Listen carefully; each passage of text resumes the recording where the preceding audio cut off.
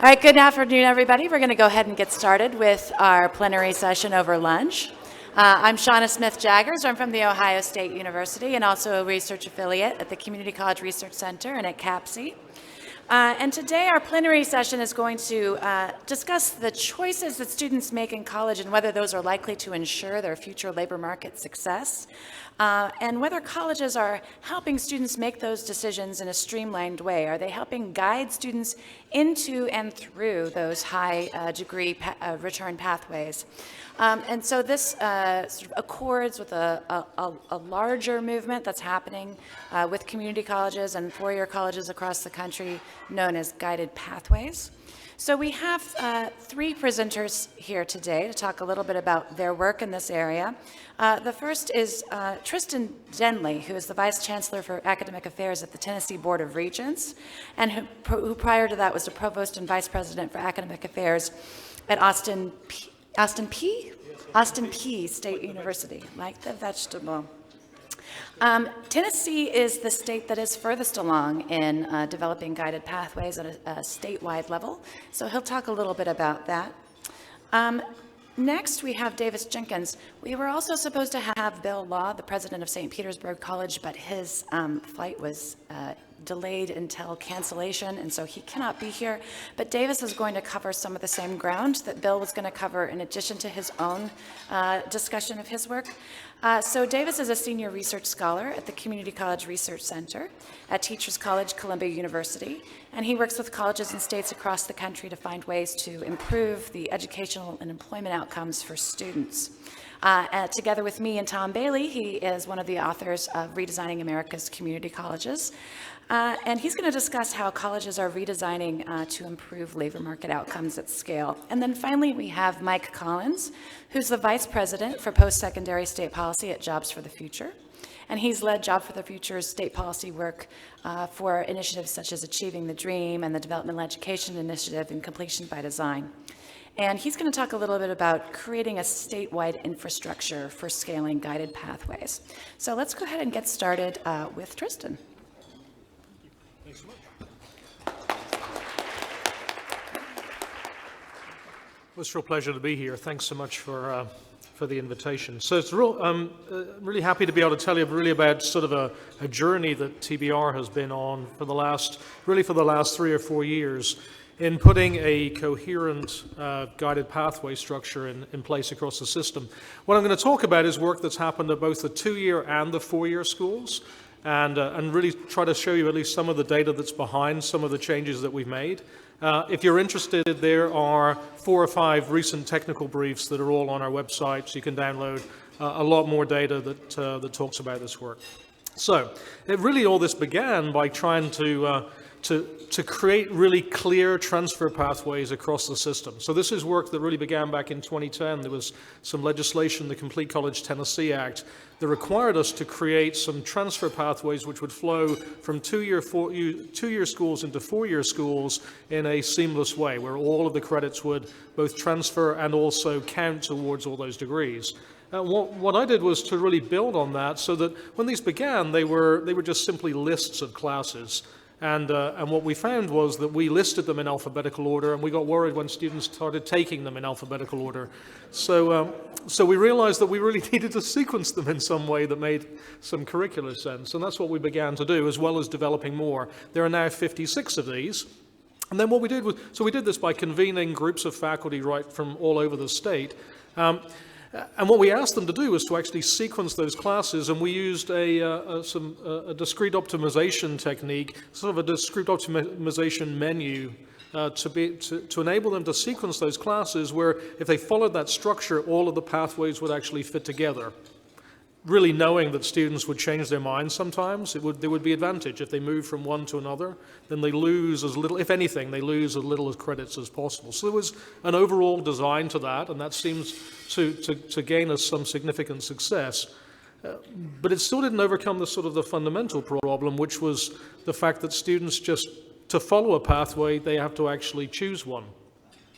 And so we began this work to see, well, you know, we have, as I said, we have 56 of these pathways, and at each institution probably 100 or so different degree programs and majors. And of course, choice paralysis really plays out, that when we have hundreds of choices or even tens of choices, where one of the choices is you can choose later, humans will very often choose later. And that's what we found, that about 30% of our students, when they came to our institutions, they didn't choose a program, they just decided that they'd put that off until later on. So does that make any difference? Well, we wanted to see whether it did, and so we actually did that longitudinal analysis, and we're pretty shocked to find that that of the students who came in undecided, more than half of them actually dropped out of college completely before they even chose anything at all. Let me say that again. They came in undecided, but rather than wandering around to find themselves and eventually figure out what they wanted to do, more than half of them just simply dropped out while they were still searching. So what we realized was we needed to change that choice architecture, change the way in which students would be onboarded into our institutions. And so as a system, we agreed on the set of what we call academic focus areas. Now people call them meta majors, mega majors, all kinds of different clusters of affinity groups of disciplines. You can see in our system they are not mutually exclusive, and deliberately so. And the idea was then that from fall 2015 onwards, every student in our system, when they came to, when they began at an institution, if they knew the program they wanted to do, well then great, then they would choose it. But if they didn't know what they wanted to do, then we went through a process of advising where we helped them to choose at least one of these focus areas, so that they would all have a definitive academic direction when they began. And what we found was that that process had a lot of, I think, rather unforeseen properties.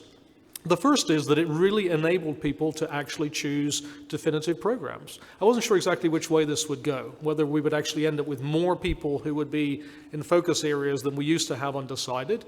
I always think about Isaac Newton for some odd reason when he began at Trinity College, Cambridge, and maybe they'd say, well, Isaac, what do you want to do? And he would say, well, I don't know, physics, math, alchemy, one of those. Maybe I'll begin in a STEM focus. I don't know. But that isn't actually what happened. What happened was that students instead, they would talk to advisors, and they would say, well, yeah, of course I know that I want to be one of those in that, maybe in a social science field. I'm not completely undecided. We found very, very, very few students who literally had no idea what they wanted to do. But instead, they were conflicted between one or two different disciplines. And as we then talk more about what it was that was the rubbing point between those disciplines, what we discovered was they weren't really conflicted between those disciplines. They just didn't know what the disciplines were. So maybe they conflicted between sociology and social work, and it was the fact that they didn't really know what those disciplines were that was the problem. And so when we explained it, so you can see, we basically halved the number of students who were no longer in undecided, but now in those focus areas, but they still have a direction. And so again, we asked them for the reasons behind what they studying, what they were choosing. And you can see overwhelmingly they all have good reasons for the choice that they're making, that there's an interest in that direction, or so they know somebody who does that kind of thing, or a well-paying job. At least for this morning, maybe the important thing is the little stem of the apple there, that you can see that less than 1% of the students say, well, I chose because you made me. That's why I chose. So, in other words, it really is the case that by calling the question, by reframing that choice architecture and saying, you know what, let's everyone begin with a definitive academic direction, that we really were successful in doing that in a way which was much more than checking a box.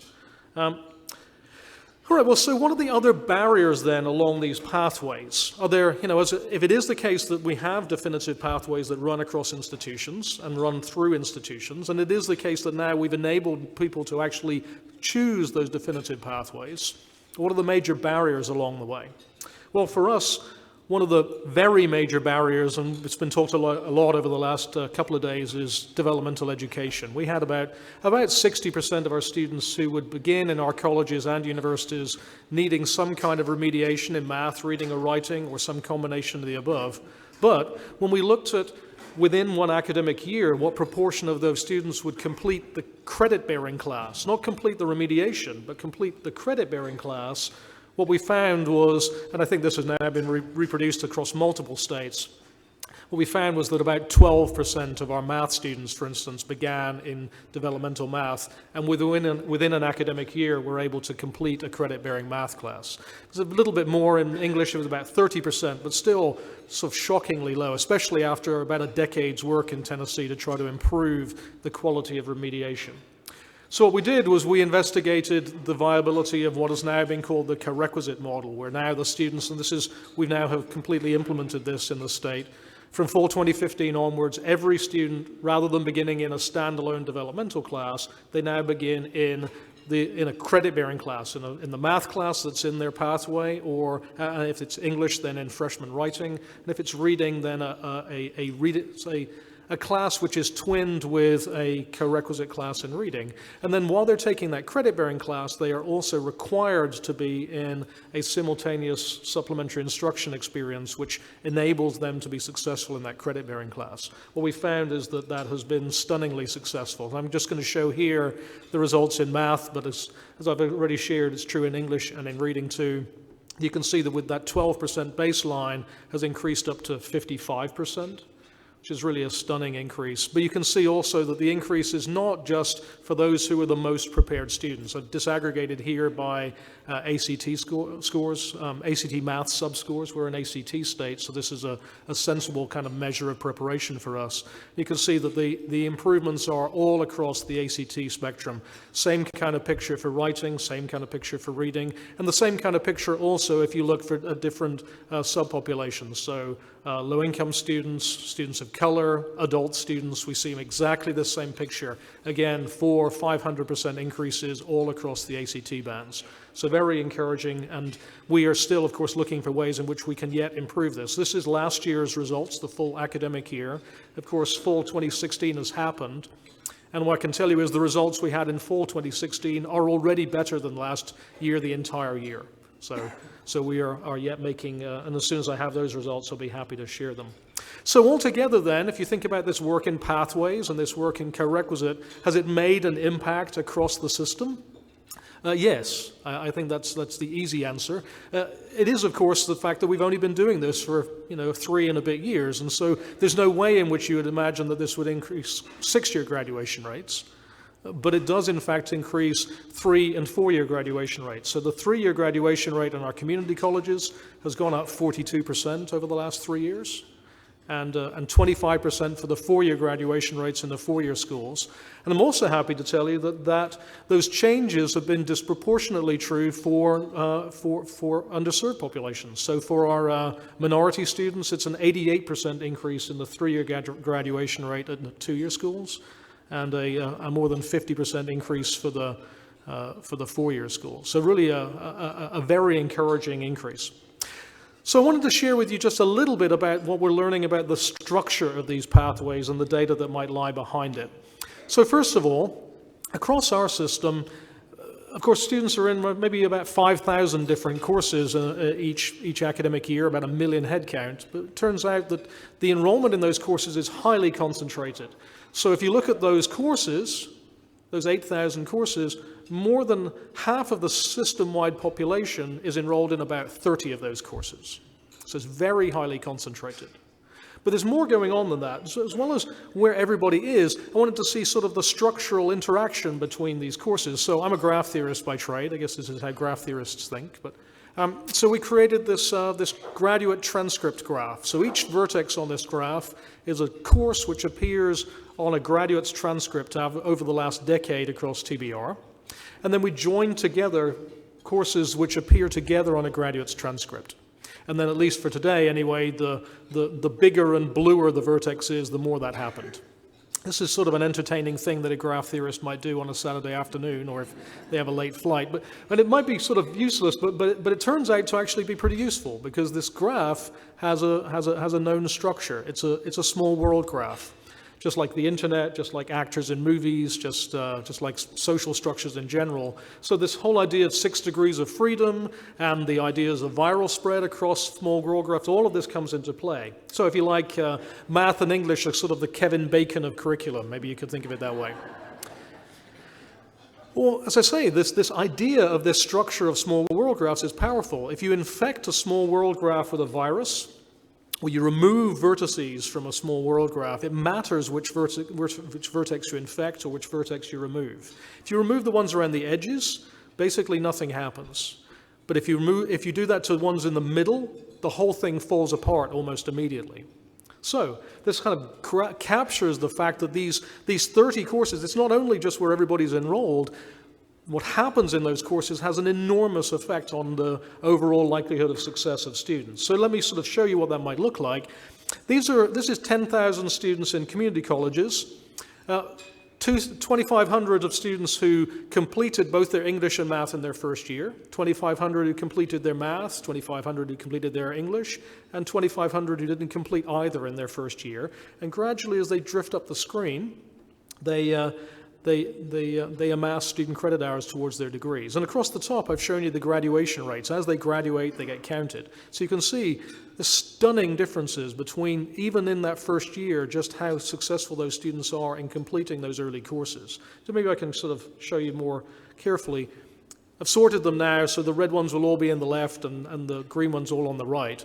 And those big stripes, those are going to be bar graphs. So as the students gradually drop out, so you see those bars drop. So watch the red one. These are the students who didn't complete either their English or their math. Watch them just leak out of the system.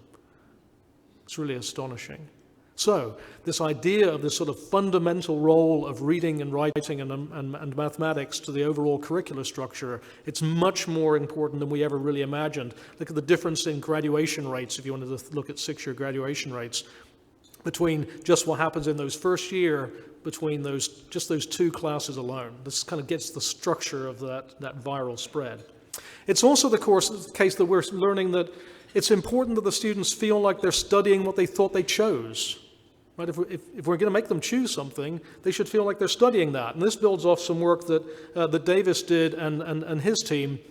So again, same kind of idea. Now the blue students did not study at least 3 courses in their first year in their particular focus area, and the green students did. Again, look at the graduation rates and the non-graduates as it unfolds as they drift up. Massively higher graduation rates for the students who in that first year felt like they were studying what they thought they chose.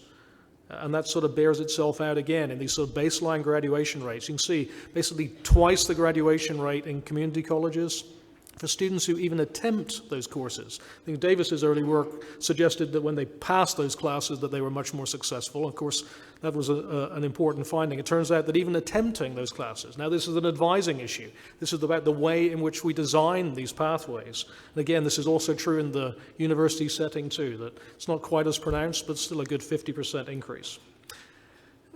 What I'm happy to say is the way in which we designed the pathways that I alluded to earlier, it really was the case that we knew about the work that Davis and his team had done, and so we built that into the structure of the pathways. What's been great is that because of that change in advising, we actually have significantly increased the proportion of students who have actually been taking those classes as part of their first year. But you can see it's still less than half of the students in community colleges, so there's still much work to be done. But really, we weren't trying to do this specifically. This is a collateral effect of other work we're doing. It's now the case that we are, in a very concerted way, trying to make this happen.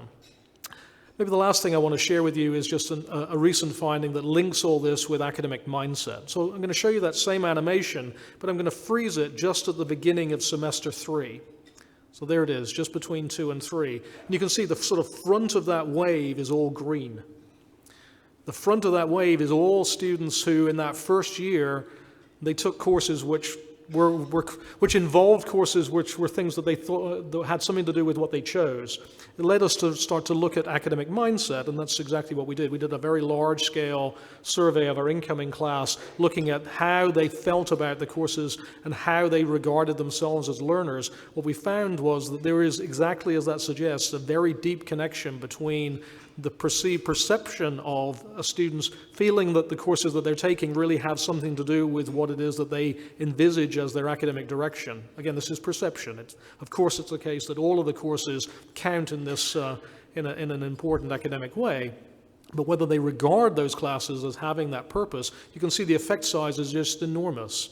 Just as we were seeing, that earned hour percentage, which is what puts those, the front of that wave being green. you can see the effect size is almost 5. So again, this is work that's ongoing for us to try to help students understand that purpose, and it really, to tie it all together, very much is embodied in this recent Math Pathways work that I know some of you will be familiar with the TIPSY group and the new AMPS project. This is work that we've done over the past few years in Tennessee, and making sure that in each of these pathways there is a definitive math class which actually really does link to the material that the students are learning. But now you can see it really is, it has all kinds of payoffs we didn't imagine. We believed that it was right that students should learn the math that was pertinent to their discipline. What we didn't know is that it was also important for them to realize that that purpose actually makes them much more successful in and of itself. So that's the story so far in Tennessee, and I'm happy to be able to share it. Thank you.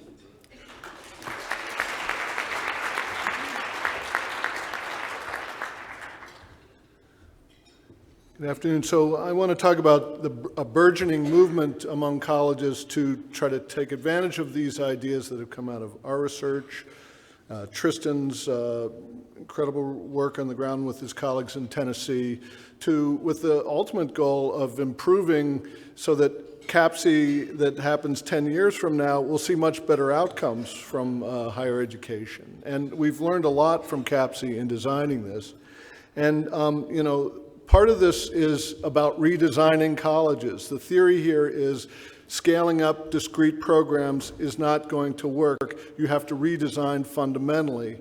And this involves rethinking how we do things. And, you know, the student goes from left to right, from, you know, thinking about going to college to when they enter. They're progressing through and completing, and not just completing it, they're moving on in the labor market and further education. So that's how the student goes, and often we think that education programs are sort of built in this way, from you have to redo Dev Ed before you can get to your first Gen Ed courses, and then you have to take all your Gen Eds before you can take something of interest to you, and, you know, then you decide on what you're going to do next in terms of jobs when you're near completion. The perspective here is very different. It's starting with the end in mind, and the end is careers and further education leading to careers. Starting with the end in mind and backward designing program requirements to labor market and further education requirements, clearly mapping out the pathways and helping students as they negotiate these pathways, rethinking the front end so that it's not a sorting system now, but an on-ramp to a program of study with the key goal of helping students explore, which is really critical for students finding a good match, explore programs of study and then enter programs of study by passing those key gateway courses, and then building this down actually into the high schools and earlier on. So this involves a new mindset, not the kind of mindset that Tristan was talking about. This is the more metaphorical mindset of, you know, thinking different. So, you know, we talked a lot about sub-baccalaureates and career programs and academic, and I'll show you what this looks like. But in the Pathways framework, you think more about academic and career communities, and I'll show you what that looks like. There's a big distinction, and Tom talked about it yesterday, of certificates and degrees. I was actually part of the movement in the 90s, career pathways, that talked about stacking certificates. Unfortunately, we find it hardly ever happens. So we're moving from this idea of stacked certificates and degrees to degrees with embedded certificates and certifications. We're moving from, and I alluded to this sort of process where the practice of helping students with their job and further education placements at the end, and in Tennessee we were just talking that actually for community college students, their choice of, they apply to the university right now after they graduate, which is crazy. There needs to be before, to starting from the beginning and ideally in high school with your career planning. In high school, over 1 million community college students or high school students. Dual enrollment has grown dramatically, but a lot of those students are just taking random courses, in the words of one student we talked to in Washington, to a more structured exploration while you're in high school, all of the sort of high school academy model. And instead of just employer-school partnerships, to thinking about this in a regional way. So I'm just going to quick run through, because Shauna's, you know, give me 5 minutes, just to let this roll over you, because this is a big change in process. So this is Northeast Wisconsin Technical College, 8,000 students, over 90 programs.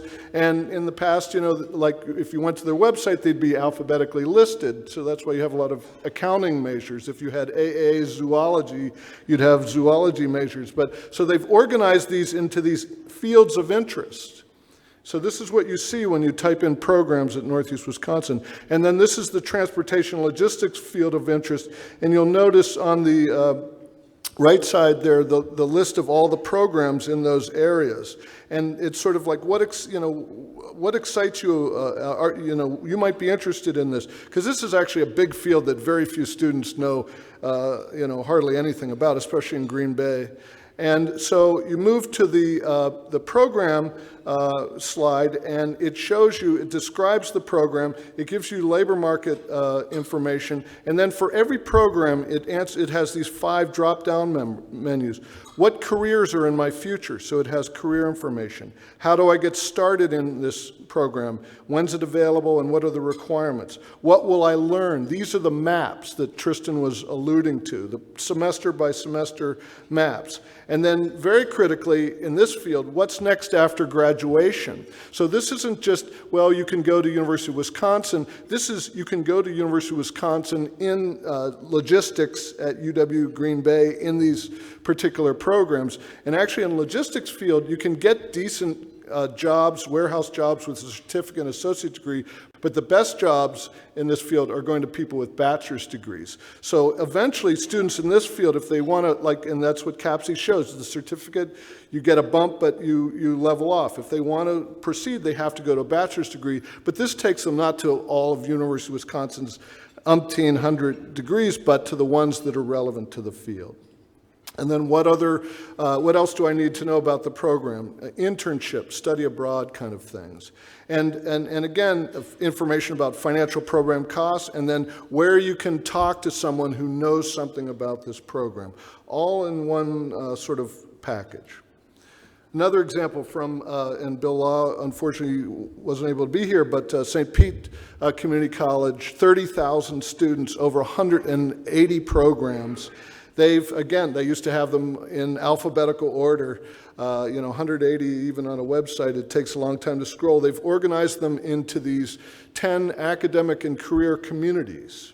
And you'll see how they're arrayed. They're arrayed in terms of students' career interests. And it includes, by the way, arts and humanities, which is very cool to look at how they're advertising arts and humanities for you folks who think this is killing the liberal arts. And social and behavioral sciences for sociologists, economists. But, and when you drill down in one of these, they show all of the programs from the certificates. And students don't know what certificates are. We know they have labor market value often, but they don't even know what they are, which is one reason they don't stack them. The associate degrees, the transfer degrees, and then in Florida, which I think is one of the most wildly successful innovations in post-secondary education in the last 20 years, these applied baccalaureate degrees or workforce-focused baccalaureate degrees, which now the Senate of Florida, in their wisdom, is trying to kill. But that's another story. And so in connection with each of these labor market data, and then the map for every program, and you'll see this is the sequence of courses for a computer networking degree. The blue things are certifications, and when if I'm the student and I take the first 8 courses, I'm getting a message, Davis, you should go to our testing center and take the CompTIA A+. This will be good on your resume. But by the way, Davis, you should really finish out this program because, the certification can be helpful in the resume, but to get these kind of jobs, you need this associate of science degree, and at your pace, this is how long it's going to take and how much it's going to cost, and if you want to do it faster, see your advisor, and we'll work out summer programs. And for 4-year programs, they have the entire 4-year laid out. And in addition to the curriculum, the red things, which you can't read on this Candyland kind of diagram, are co-curricular requirements. So if you're in business and part of the business curriculum is you should get an internship between 16 and 30 credits, it's like, Davis, we see you haven't done your internships. Go to the Career Center. Internships are going to get you jobs. We can help you get one. Or Davis, you want to apply to University of South Florida, and I'm between 31 and 40 40 credits. We see you haven't gotten your application in. We see you want to major in business there. We see you know that USF requires a 3.5 in business calculus. You're on track. And so if you need help, go to our transfer center. So just like we can track a curriculum, they can track these other things. So here's hearing from one of their students. The Guided Pathways Initiative was an initiative put together to help students start on a path to start smart and finish strong. St. Petersburg College became involved in the movement. We were offered to participate in the initiative from the AACC Pathways with the Melinda and Bill Gates Foundation. St. Petersburg College had been one of 30 colleges to be invited to do this. I thought, this is fantastic. We're giving students a tool. We tell them from the faculty's perspective, this is the best curriculum you can take, and this is the order you should take it in. We've put together a number of deans, faculty, and advisors. We've had a number of summer institutes in which we decided on what to put together to make the best path for student success. For me as a student, when I came over from high school, I was dead set on becoming a doctor. But then as I continued to go through the organic chemistry, it was just not something that I wanted to see myself doing for the next 20, 30 years. My advisor first introduced me to the Guided Pathways. She said, I understand your frustrations, I understand your confusion, and we'll put in your strengths and weaknesses and really find out what would be a best suit for you in your career. I was able to see the different options that I could go in. You could see the salaries and you can see the years of experience needed. I then realized that I didn't lose much time. The things that I took for biology were also able to roll over into the degree of the business program. Using Guided Pathways, it stopped me from doing something that I never really wanted to do and put me on the path of success for my career. I think students have a general idea what they want to do, but they need more focused help. I think more students are going to graduate quicker. I think more students are going to not retake as many classes. And if they want to try something else, it's probably one course that it has cost them instead of a year of searching. The process of Guided Pathways includes helping the student realize their career choice, working with advisors to get on a pathway in which they've chosen based on their career, taking the necessary courses on the path, and then finishing strong, having all the necessary resources to surround them with the support they need in order to finish. The initiatives we're already doing, such as College Experience, Smart Start, and Early Alert, instead of us running off in several different directions, Guided Pathways pulls everything together. It includes an opportunity for the advisors to help students understand the college experience model. That's working with the learning plans and having the out-of-class support. I think that the communities are possibly the missing piece to a lot of our curriculum. In each of the communities, we will have assigned advisors, librarians, business associates, and faculty. And I think having that entire team work together to support student success will be a game changer. It's important for everyone at the college to jump on board because it's a conversation that students need to hear college-wide. The best thing we can do is all support the initiative, continue to evolve the academic pathways, and promote the pathways to our current students and our new students. Guided Pathways would be something that I highly recommend to students who ask me how I started out in the biology program, how I ended up in the capstone class of the business department, and then how I ended up getting an internship at Raymond James. It's the best thing that I think I could have done in an early stage in my life. So the key thing here is that this isn't just a program for 700 students. This is for all their students, and they've got 700 entering students. And so a key challenge for community colleges, especially in 4 years, is how to redesign advising. And they're redesigning advising by completely rethinking it around the kinds of questions students are asking. And for CAPSEE, it starts before college. What are my career options? What are my program options? What are the program requirements? Am I making progress? How do I get work experience in my field? And then how do I, make sure that I finish strong? So they're trying different ways to do this, again, with very limited resources. Jackson Community College has navigators that call the student before they even enroll and stick with them, and they liaise with the academic departments. Lansing has academic coaches, and then they have their professional advisors embedded in the career communities, the 7 or 8 that they've developed. And San Jacinto has admissions advisors, but then they get them with education planners in their career pathways, which are their name for meta majors, and they have a career and employment team that helps them finish strong. So they're all trying this different. This is the new student checklist for the navigators at Jackson Community College in Michigan, who call students, and it says, "Welcome to Jackson College. What are you planning to do at Jackson College?" And it starts talking, the second questions about your program interest and your pathway.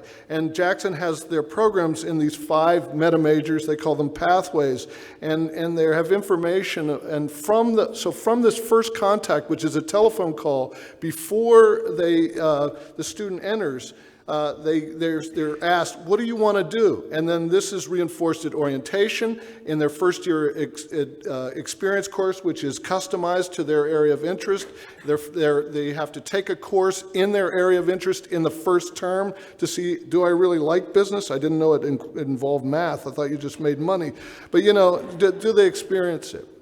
There's really surprising, and this is relevant to CAPSEE, maybe it should be an IES thing, but there's very little research on how students choose a major that works for them. Steinbrickner and Steinbrickner, most of the research is out of these 2 people. It's amazing, they both ended up at Northwestern University, and they're studying the same thing. I don't think that was good strategy for hiring, but nevertheless, they're married. Okay.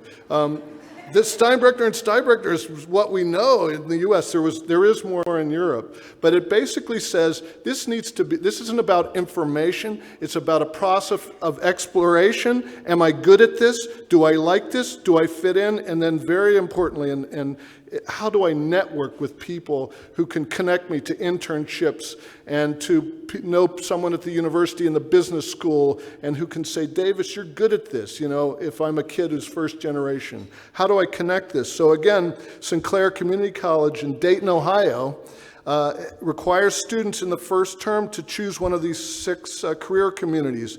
And check out this website, which I think has really been well designed around, it's called Career Connection. They have students in the first term do this exploration process.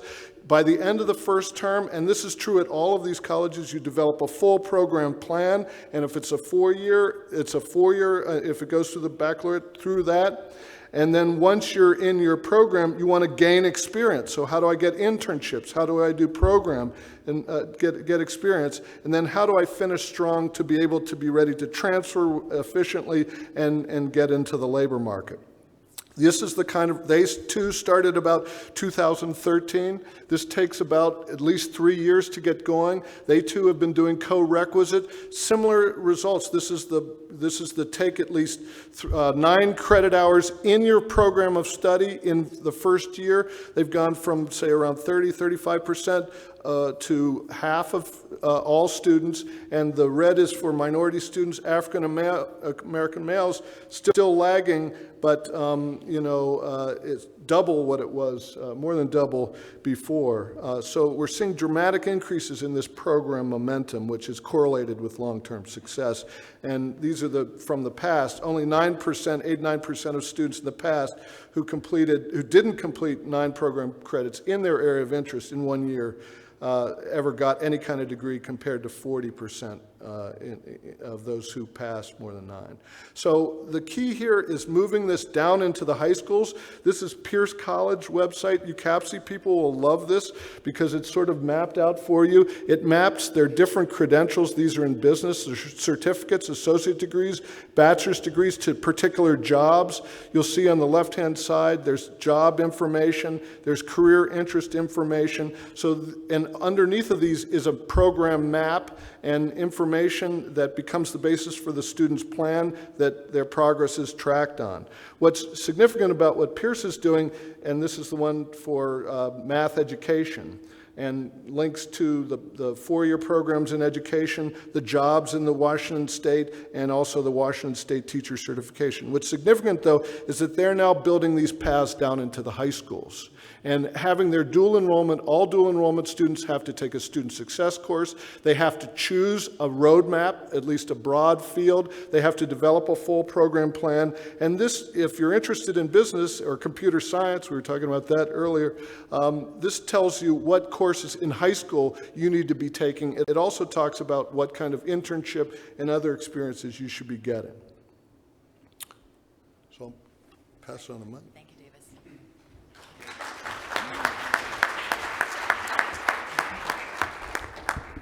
It's been a great conference, and really glad to be here. I want to continue the conversation, but first I want to just say, and I know this is a culmination, but I was telling Tom Bailey, it seems like this is just a beginning, because the importance of labor market information to completion just seems to be so important to the importance of just kind of economic mobility. So I just wanted to start by saying that this work, CAPSEE's work, is critical to JFF's mission. We are all about skills and credentials that people need to advance in our economy, and we're about economic mobility for all. One of the things that I want to do in the short time that I have, and you have a lot going for you, my voice is not okay, and so I'm going to speed this up, but one of the things that I think that we have to square is all of the amazing information that we've heard with how this touches down on the ground.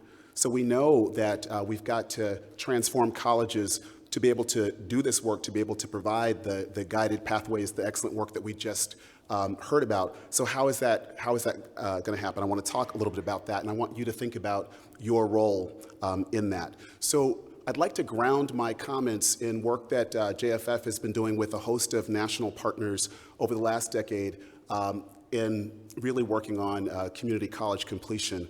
So if you think about the last 10 years, and I know this reform has been happening for more than 10 years, but if you think about, let's say, starting in 2004 with the advent of Achieving the Dream, which I'm hoping everybody here knows about, there was this focus on student completion. And I want to just really quickly talk about there's an arc to lessons that we've learned that set us up today to really make a difference in supporting colleges to do some of the things that we just heard about. So in Achieving the Dream, JFF was working with the states you see here. Some of our state partners are actually in the room. Jan Yoshiwara I saw earlier, Lisa Chapman from North Carolina, great partners for the last decade.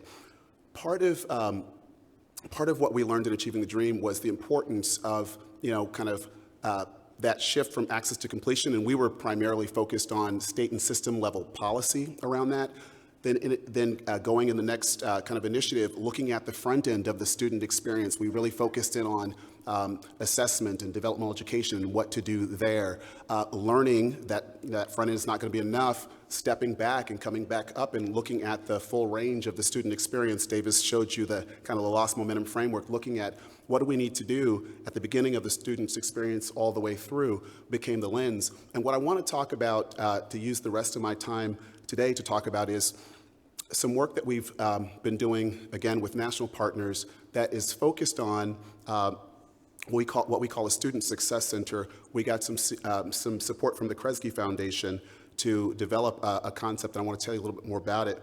The Postsecondary State Policy Network has 16 states in it. 13 of those states have what we call a student success center. You see them here. I'm going to keep it moving here. You see where they are housed. They're typically housed in a community college association or system office. You see the partners there.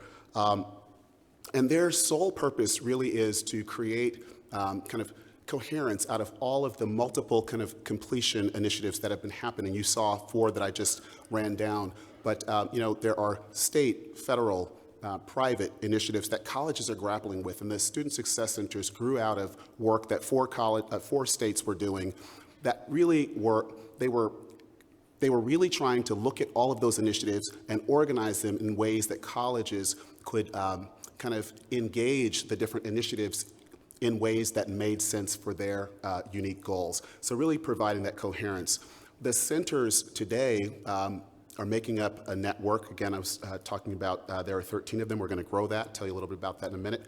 but they have these major functions. I'm not going to go through all of them, but the critical importance of what the centers are doing within their respective states is that they are providing kind of a central place to disseminate evidence-based best practices and to essentially accelerate learning. And when we take that, what's happening in those respective states and bubble that up to a national level, we're really able to, I think, provide unprecedented levels of support across colleges. So there are some expectations that centers have, and I want to talk really quickly about the fourth bullet there. They are really about supporting colleges to take on innovative models. And I'm happy to report that the innovative model that they've taken on really is guided pathways, right? So we've got this convergence of these centers working across all of the colleges in their states, all committed to working on guided pathways. As you can see here, the potential for the Student Success Center network is really large. You can see the numbers there. I'm not going to run through them, but if we can provide services and supports through those centers to help those colleges make some of the changes that they need to make to do some of the things that Tristan and Davis talked about, I think that we will be acting on a lot of the good information that we've heard here today. So I'm happy to share that JFF and a host of national partners, many of them in this room, Achieving the Dream, CCRC, and a host of other partners will be working together to essentially build out kind of a technical assistance support for the centers to really help them in their efforts to help colleges. JFF has a number of responsibilities here. I'm not going to go into them all, but I want to thank the Bill and Melinda Gates Foundation. They have invested in the network and in the partners. We have a significant investment to grow the network, to support and sustain the network, and really most importantly for this audience, we are going to be working with kind of the national technical assistance kind of community, hopefully engaging people in this room around what we need to do to create a supportive infrastructure for colleges to be able to have the support that they need to do the institutional transformation. So really quickly, how this touches down in the Student Success Centers, we have surveyed them to identify when you're trying to do some of the work that Tristan laid out or some of the work that Davis laid out, what are the things you're struggling with? So one of the number one things Davis mentioned, number one things that came up was advising. So how do you help students make choices about programs of study? How do you help them with the implications of labor market returns? How do you support them all the way through? We're going to be providing services and supports around that, but also, and this is not in rank order. I just gave you a sample of some of the needs that they identified. Actually, the highest need was advising, then dev ed and transfer were right up there, but I wanted to put here some of the other things that they identified that are very specific to the CAPSEE conversations around connections to labor market. So we'll be providing services and supports around that. And this is, thankfully, my last slide because I'm kind of running out of voice here.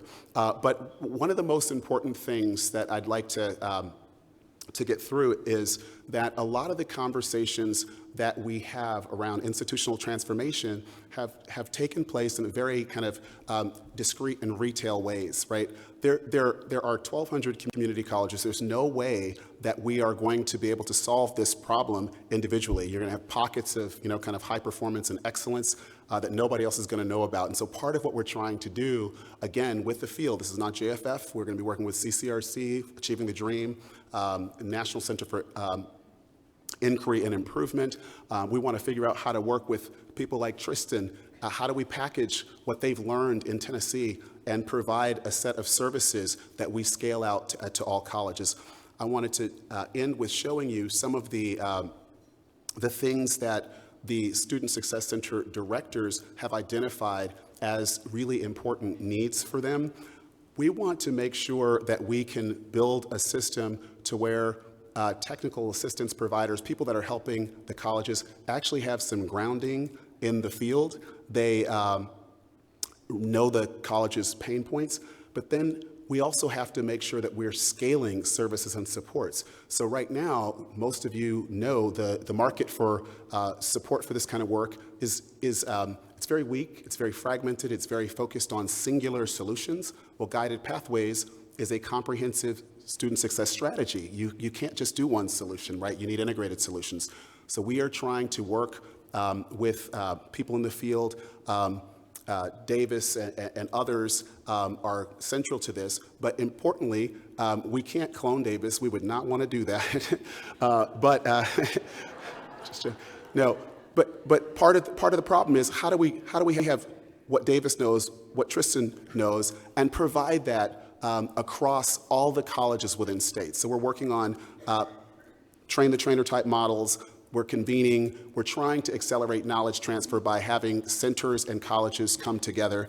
And I just wanted to let you know that this work is happening. We're going to be growing the Student Success Center network, the Gates Foundation support, and also the support of local funders. I saw Amy Kerwin earlier, Great Lakes. I want to thank them for their support. But other funders, Belk, Cynthia Liston was here, the John Belk Endowment. We're going to be growing the centers. We are hoping to, actually my program officer is here, so we're not hoping, we are going to build to 20 centers by 2020, and would love to continue the conversation around how people in this room can be involved. I think research plays an important role. We want to figure out how that factors in here. With that, I'm going to just say thank you for the opportunity, and I want to keep in touch with you on what you can bring to what we're trying to do as we build this work out to help colleges do some of the great things we've heard about today. And I'll stop there. Thank you.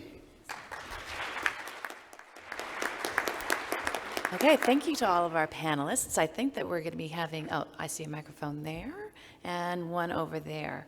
And while people are making their way to the microphones, I'll go ahead and ask a first question here, which is a concern that I often hear from folks around guided pathways is, okay, so you're going to make students choose a meta major or a career cluster up front. Within that, they have a lot of flexibility to then do further choice. But what if that initial broad choice turns out to be a bad one for them and they need to make a switch to a different? So I noticed that in the video from St. Petersburg College in Florida, that one of the folks in that video said, well, if they want to do something else and they want to switch out of this meta major, it's probably one course that it's going to cost them instead of a whole year. Can you unpack that statement a little bit, any of you? Yeah, so I can talk a little bit about what we've been doing in Tennessee. And I kind of alluded to that when I talked about the design of these pathways. That we actually went about that deliberately from a large-scale perspective, rather than getting each faculty member or each group of faculty on each campus to sequence those classes out. Instead, we asked faculty teams from across the state to work together to do it using this sort of discrete optimized kind of structure. It was really a recipe that they could follow. If they followed that recipe, then all of these pathways fit together to make a coherent whole. And the property is that actually it has the property you just described, that when students do move from one pathway to another, it isn't always the case, actually, that they lose anything at all. But it is, in fact, the case that now when they move from one pathway to another, the loss is as little as it could possibly ever be mathematically. And so to some degree, we've really minimized that loss as much as we could hope. I mean, the flip side is also true. I mean, when I was at Austin P, I really felt this. Every year we had a very good, still do. They have a very, very good nursing program, and it's extremely selective and it's a very hard curriculum to get into. So they go through that first 2 years, and this is not atypical. You go through that first 2 years, and then if you're in the top 50 students, then you make it into that nursing program. And we would have students who, they'd fight through those first 2 years, they'd work incredibly hard, they'd get into the nursing program, only to discover that there was blood, and they just didn't like blood. Well, it would have been nice for them to have realized that all the way back at the beginning. They may well have made very different choices. Same in education, that people would discover that they don't like children. And so having these, and you know, it's partly funny, but it's partly sad. So finding ways in which we can deliberately both enable people to recognize those definitive academic directions, but also to realize if what they thought that program was or they thought that discipline was really isn't that at all, well, find out early so you can make sure that you find something that really does fit you. And Shauna, you mentioned St. Pete. So one of the things they've done in the pathways is map out their advising processes. One process is changing a community. So they have figured out, or they're refining this because they're learning as they go, how to get that student who thought he wanted medical school, you know, when they want to change. And the maps make much clearer when you get locked in. Tristan's done a lot of work on this. I mean, students were making these changes anyhow, or more likely they were just sort of plowing ahead in pre-nursing, never getting nursing, or plowing ahead with gen eds, not seeing the relevance, getting discouraged. And there was no structure within which to make that. So I don't think people have figured out entirely, but they're on a path to learning about how to do this. And St. Pete also has a whole process for they've labeled students green, yellow, red, depending upon how fixed the student is, how sure they are about that this is my area of study. So they have a whole process, and those of you in colleges, I can send you their process maps, and they're incredible, and they're drafts that they're working on, but they have a whole process for figuring out how to get the reds who are in their parents' basement and there because their parents are forcing them to be yellow, then green, and the yellow who are interested in business but don't know whether I want finance, marketing to that next level. Again, they're learning. There's so little research out there on how to do this, so the field is really learning about how to do this, but at least it's intentional and deliberate, like Tristan was saying. Tom, you have a question? Tristan, Sir. on this, could you say a little, I mean, so you've presented these changes, and could you say something about the cost?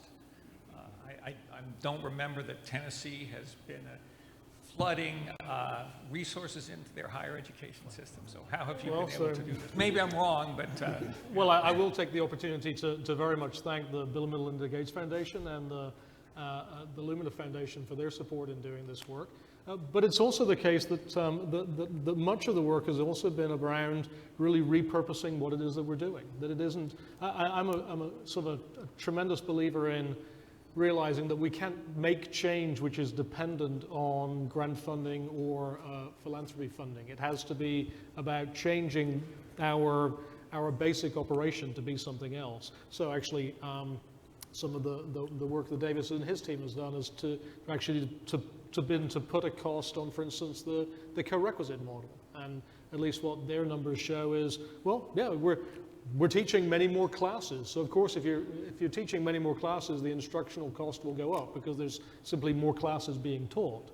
But a more interesting statistic is to look at the cost per success. So the way in which that instructional investment is actually producing success in the student body, and the cost per success has been cut in half. So there's a sense in which, I mean, I think you can make a reasonable case to say that institutions cannot afford not to do this. A question for Mike. You were talking about the Student Success Centers and how Jobs for the Future is supporting them. Are those primarily targeted at two-year colleges, or do they also incorporate guided pathways at four-year colleges? It's a great question, and the Student Success Center network at this time primarily focuses on the two-year sector. Naturally, the transfer function is there, but there's a question around kind of what does that look like for the 4 years? And in general, are we seeing this kind of guided pathways work taken up more by community colleges or by four-year colleges? Do you guys have a sense of that? I think it was pioneered by four-year colleges. As a movement, the community colleges have taken on because they act more like a movement. But ASCU, Tristan, and we've been working with ASCU. This is really for the regional 4 years. They need to do this, and Tristan was at one. But there are also good examples of regional 4 years like FIU, Georgia State, that's right. That have shown you can thrive economically and educationally and as a university by doing this work.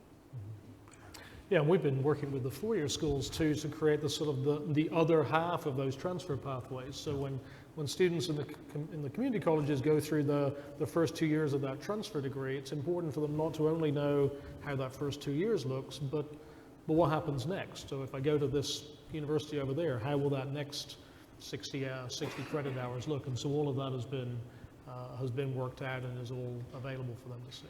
So Shauna, the Student Success Center in Connecticut worked on transfer pathways and was, did some very successful work, kind of both, looking at transfer pathways, but then also being instrumental in making sure that the pathways were mapped once students actually got to 4 years. So it's not that the 2-year student success centers don't have efficacy, but I think your question around if there was a counterpart for 4 years around kind of coherence and priorities, I think that is a great question. We see the development of regional, some people call them ecosystems, I call them talent supply chains, but yeah. K-12, community college universities working with universities, working with the employers in their area. We're seeing this in Miami, Orlando, Phoenix. I would say Pierce College is an example of a local region in a smaller region outside Tacoma doing that work locally because CAPSEE's shown that the sub-baccalaureates, high school's not enough, the sub-baccalaureates aren't enough. And we're also, I think, finding that purpose has a lot to do with completion. And so helping students explore these areas of study. The other thing, though, is this isn't the German system. We're not Germans, we're Americans, and there will continue to be lots of flexibility. And my goal is not to get students on the strict path, but actually get to students to a point where they feel that they're good at something, they've passed those gatekeeper courses, and they start to network with a professor who can network them with people inviting internships. So after that, all these fields are changing. They're so fluid, but you still need to get on that path to succeed. And most of the students who Regents colleges and community colleges serve don't have that outside social capital to help guide them through they don't have the networks. No, that's right. But it is, I think, really good to do it as, I think there is advantage in doing it as an ecosystem, doing this work as an ecosystem, just because otherwise you really do get problems of, let's say you have 2 universities out there. I mean, the math is a really good example here, that, so a student aspires to transfer in, I don't know, you pick your major. Well, university over here says they have to do college algebra. University over here says you have to do statistics. Okay, so which one do you do? And all of the problems that are confounded in that way. So having this work happen as a large-scale ecosystem, recognizing the fact that this is the way in which student life in higher education really functions now, there's advantage to doing that. And it can be done. It can be done. But the student success centers and the state agencies like Tristan can really, they can encourage a sort of statewide framework, but the work's done in local regions. Agreed. I think we have a question over here. Aaron Parker, I'm at the Smithsonian.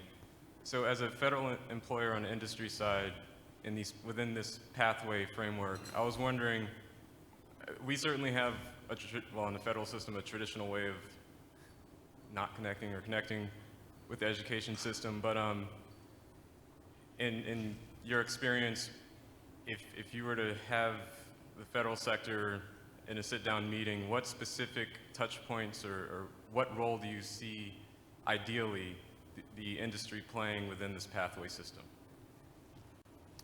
I didn't know you guys were hiring. That's good. Despite popular belief, the federal system is still hiring. I can talk a little about what we've been doing in Tennessee. So we have actually been working with what we call skills panels. We began this in 3 areas, in healthcare, in advanced manufacturing, and in computer information technology. And it was really about sitting down with a large group of prominent employers in the state and talking through exactly where are the perceived gaps, and actually how many of those gaps really are gaps and how many of them are actually just simply perceived gaps. And it was often the case that we discovered that we used different vocabulary to talk about the same thing. And there were all kinds of ways in which simply by having that conversation, we really could make those pathways actually run into that, run directly into that industry, as opposed to sort of going somewhere over here and then expecting the students to sort of find their way back over to the industry that they were aiming for. So that's the work that we've been doing. It's clearly a work in progress, but it's already showing some success.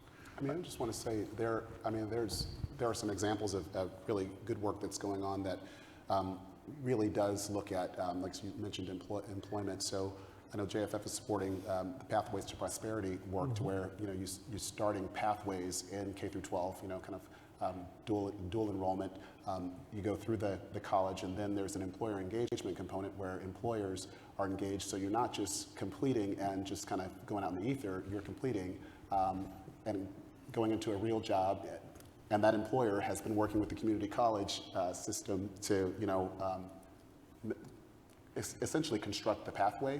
And so I think a federal role, like support for innovation and innovative models, I think would continue to be helpful. I live in Chicago. The biggest employer is the federal government, followed by the Chicago Public Schools, followed by the City of Chicago, followed by Walgreens. So I think federal agencies, they don't like to advertise employment, I guess, these days, but I think they could play a much more proactive role, but probably regionally and at the state level through these kind of skills panels. Washington State, you talked to Jan Yoshwar about skills panels in Washington State, and I'm not sure if the federal agencies, I suspect they have been involved, but. Okay, we have time for just one more question before Tom's going to come up here and sort of close us out. Here you go. I'm going to follow up a little bit on that point. Kent Phillips of the American Association of Community Colleges. A lot of this self-selection is a supply side piece of it, and students are selecting where they go. How do you connect that with the demand side so it's not just aligning the pathway so they're well aligned with what business industry needs, but that the supply of students going through are selecting the programs which is demand, particularly community colleges which are locally based. Is there any work on aligning that supply and demand side with the pathways? I agree that it's a real problem. So, one of the things you can imagine when we began this conversation about computer information technology with the skills panels, they pointed out the fact that there was actually a significant, they had something like 400 or 500 vacant jobs in the state in Nashville alone in computer information technology. And we're shocked to discover that in none of my schools did we turn away anybody who ever wanted to study programming or anything in computer. Nursing was a selected discipline. But as far as anybody who wants to study anything in computer industry, they can sign up and choose that as a major anytime that they like. And so there really is this difficulty about the fact that, there's a sense in which we want to try to help many more of those students successfully get through that pipe, but they actually also have to get on the pipe as well. And maybe that's a mixed metaphor, but I think, and we talked a little bit about this already, the fact that a lot of it is just simply about information. We don't really well understand the way in which people go about choosing that discipline. It sort of seems as though it's sort of some combination of cognitive ease and compelling narrative. Right? It needs to be the case that you're not going to choose a program you've never heard of, right? And probably the more familiar it is, the more likely it is that you're going to try to choose that. And so that's the reason why everybody wants to be a doctor or a lawyer, but they've heard of all those things. So we need to do a better job of simply informing people of what possibilities exist. And similarly, there needs to be a compelling narrative, right? You need to somehow, as a person, identify with how you could possibly be that. And so, it's not by chance that overwhelming you here, when you say to somebody, well, why do you want to be that? They say, well, my cousin got sick and I saw how that nurse really helped them. There's some way in which they can somehow fit, you see what I mean? And a lot of the disciplines which we really have significant need for, neither of those two things exist. Either people have never heard of it, or they have no idea what it's actually like to do it. Yeah, exactly. But just Kent, though, I think that it's almost like there's a presumption that that colleges actually are doing the supply and demand side well. So I think that there's also there's also a, kind of increasing colleges' capacity to engage employers. I think that work needs to happen also. I question whether kind of advisors have the skill sets that they need to really be facile in kind of helping students understand what can be complex labor market information. So I think that there's work that has to happen there too. It's double jeopardy, because not only have the Absolutely. students not heard of these, Exactly. but advisors don't know what they Exactly. are either. Exactly. So part of the mapping out of pathways that Pierce did was so illuminating, because it's the entire institution mapping out what jobs are related to those programs. And they've had those in discrete ways in particular programs, but they've never had it college-wide. And I'm hoping, I'm optimistic, then this is one thing you guys are pushing, I think, greatly, and is we got to have these, it can't just be, a path that's just an academic path. That's right. Really has to start with the end in mind and keep that conversation going, because the labor market's dynamic. That's right. That's right. Excellent. All right, well, I think it's time for Tom to come on up. So let's thank our panelists.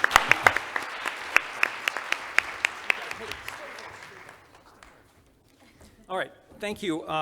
Just to end, I want to thank again Liz Carroll and Sarah Hughes for the work that they've done in organizing this. I think it's been a great conference, well run. Also thank the hotel staff. I want to thank Clive for organizing the conference content itself, and everybody else who helped out here. Thank you also for staying around. I know it's Friday afternoon, and it shows real commitment to this. And also, I was very delighted with the conversations that were taking place in the breakout groups. I thought that was everybody was very engaged. So thank you for that. Yes, this is the end. We have a couple more months of CAPSEE, but this is basically the last set of activities.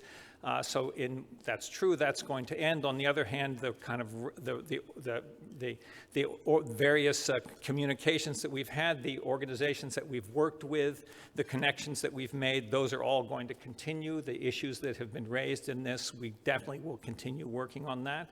You can look, certainly our website's going to be up. Not only the papers, but many of the presentations at this conference will also be available on that. So we really look forward to continue working with you, to continue working on these issues. We hope this has given you kind of an inspiration to continue the work that we're done and to pursue the questions that have come up. So thank you and travel well.